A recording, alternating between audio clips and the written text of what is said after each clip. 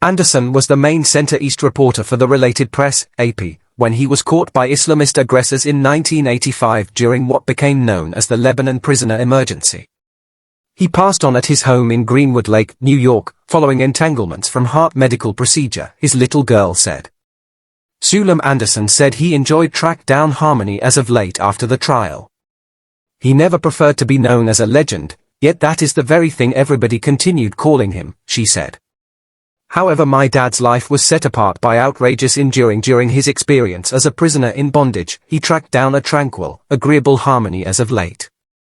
I realize he would decide to be recollected not by his exceptionally most terrible experience, but rather through his philanthropic work with the Vietnam Kids Asset, the Board of Trustees to safeguard columnists, destitute veterans and numerous other mind-boggling causes.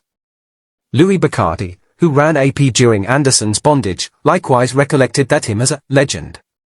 The word legend gets thrown around a ton, yet applying it to Terry Anderson simply upgrades it, Mr. Bacardi said. Anderson, who had seen battle during his administration in the U.S. Marines during the Vietnam War, was snatched in Beirut on 16 Walk, 1985. He had quite recently wrapped up playing a round of tennis during a 3-day weekend when shooters hauled him into a vehicle and hurried away. His sister Peggy Say, who passed on in 2015, savagely pushed for the arrival of her sibling and his kindred prisoners.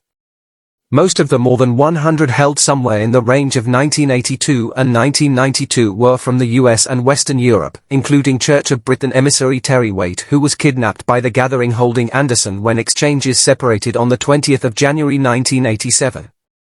Waite was liberated in 1991 following 1,763 days. Anderson gave insight about the rest of the world to Waite, who had gone through years in isolation, by fostering a means of tapping on the walls between their phones.